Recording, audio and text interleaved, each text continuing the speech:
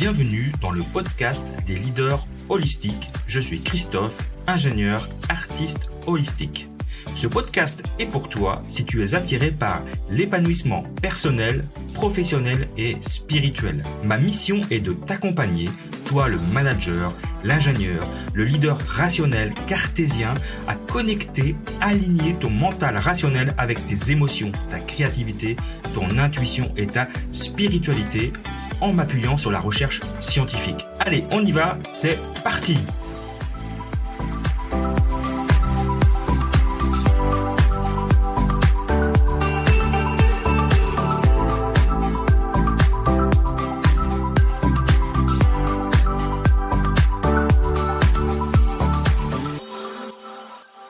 Aujourd'hui, je voudrais vous parler d'une rencontre marquante dans ma vie. C'est une personne dont j'ai déjà parlé, dont je parle dans l'épisode 0, donc il y a maintenant quasiment 2 ans. Dans mon tout premier épisode, mon épisode 0, je parle de ce médecin, docteur Ruben Thaler, qui a été à l'origine de mon évolution, élévation, éveil, alors spirituel en partie, mais surtout dans la partie développement personnel. Donc voilà, je vais vous raconter un peu notre rencontre et comment il a contribué à vraiment changer ma vie. Donc j'avais 39 ans, c'était en 2007, je venais d'arriver dans la région du Pays de Gex, là, en frontière suisse. Je commençais mon travail chez Kudelski comme directeur de production. Et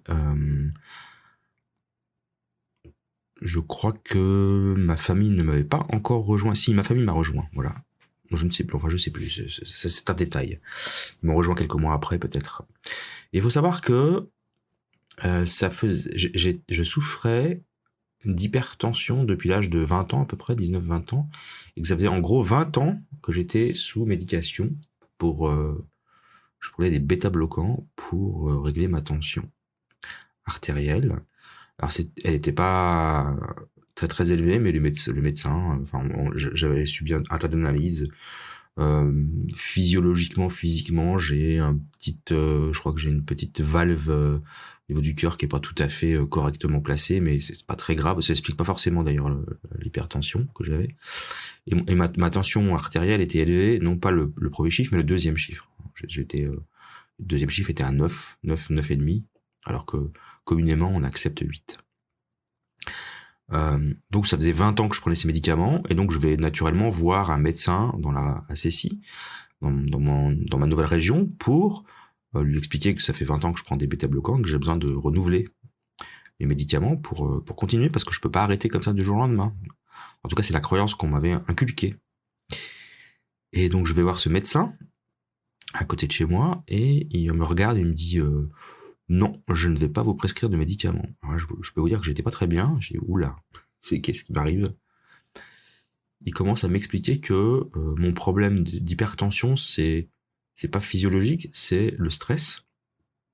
Et que donc, je peux continuer de prendre des médicaments toute ma vie, mais de toute façon, ça va pas régler le problème. Ou je peux travailler sur moi et revenir naturellement à une tension standard.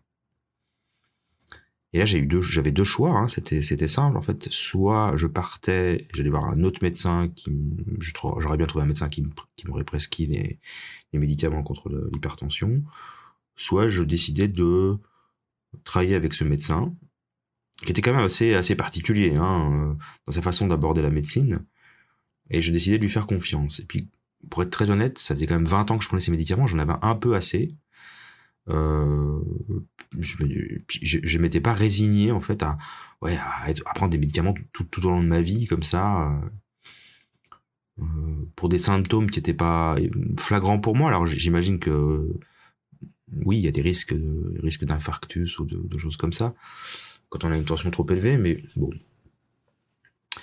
D'autant plus que quand je suis arrivé en Suisse, ça c'est le deuxième élément, j'avais perdu 20 kilos, donc ma tension était vraiment revenue à un niveau plus que correct. Alors, elle n'était pas tout à fait au top, quoi. J'étais à 13,9, je crois.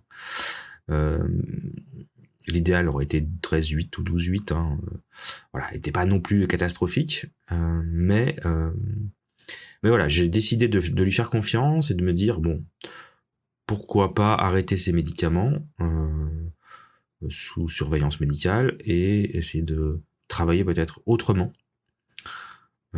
Autre information qu'il faut savoir, c'est qu'à cette époque, ça faisait bien 15 ans ou 20 ans que j'avais pas lu un livre.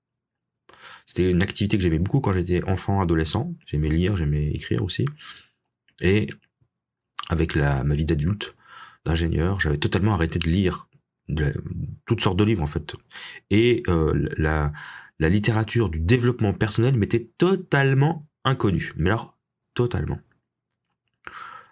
Et donc ce médecin, ce fameux docteur Ruben Thaler, je rappelle, il est à la retraite maintenant, hein, me dit, je vous demande de lire ce livre. Et il me tend le livre Le Chevalier à l'armure rouillée, dont je parle dans l'épisode 0. Il me dit, vous lisez ce livre et puis on se revoit dans une semaine. Ok, alors waouh, j'étais un peu circonspect quand je suis parti, hein, quand même, pour être très honnête. Je venais pour chercher des médicaments, je repars avec un livre, c'était pas tout à fait commun. Et donc j'ai lu ce livre qui a été pour moi un électrochoc. Je me suis dit, bon, ben ouais, il y a des choses à faire, Christophe, il faut que tu te bouges un peu le cul. T'as perdu du poids, c'est bien, maintenant il y a d'autres choses à faire pour reprendre ta vie en main. Et ce livre m'a vraiment éclairé. Et donc je suis retourné évidemment voir ce médecin plusieurs reprises. Ma tension s'est stabilisée. Et il m'a conseillé, et c'est notre livre, auteur-philosophe, qui a vraiment changé ma vie, il m'a conseillé un livre de Eckhart Tolle, Nouvelle Terre. Et ce livre a été encore plus fort que Le Chevalier à l'armure rouillée, parce que c'est quand même beaucoup plus complet. Le Chevalier à l'armure rouillée, c'est un conte moderne, enfin un conte pour adultes, c'est équivalent au Petit Prince. Nouvelle Terre, c'est vraiment un livre qu'il faut lire chapitre après chapitre, prendre le temps de digérer. Je veux pas parler du livre, c'est pas le sujet du jour. Hein. Je vous recommande de lire le livre de Eckhart Tolle, Nouvelle Terre. Ça, je le mettrai en référence dans les commentaires de cet épisode. Mais c'était pas le sujet. Ça a vraiment été le livre qui, pour moi, a déclenché tout un processus de développement personnel. Donc c'est là que j'ai vraiment commencé à me passionner pour la lecture et en particulier le développement personnel. J'ai recommencé à lire des romans, j'ai commencé à travailler sur moi. J'ai aussi beaucoup lu Tony Robbins, d'autres auteurs, des choses plus spirituelles aussi. Bon, Eckhart Tolle reste quand même un des auteurs qui m'a fait le plus réfléchir, avec le Dr. Wayne Dyer et plein d'autres grands penseurs de nos temps modernes qui m'ont vraiment amené jusqu'à la personne que je suis maintenant et qui vous parle dans ce micro et qui vous a parlé hier de Ken Wilber par exemple et d'autres auteurs modernes avec beaucoup d'influence sur je trouve notre monde de maintenant et sur moi pour le coup.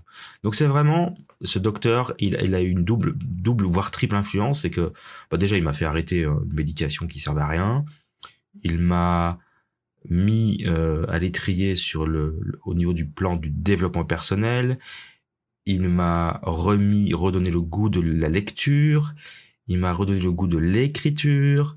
Donc il a vraiment été à l'origine de tout mon chemin depuis 16 ans maintenant, parce que nous sommes en 2023, mon chemin d'évolution personnelle, professionnelle et spirituelle.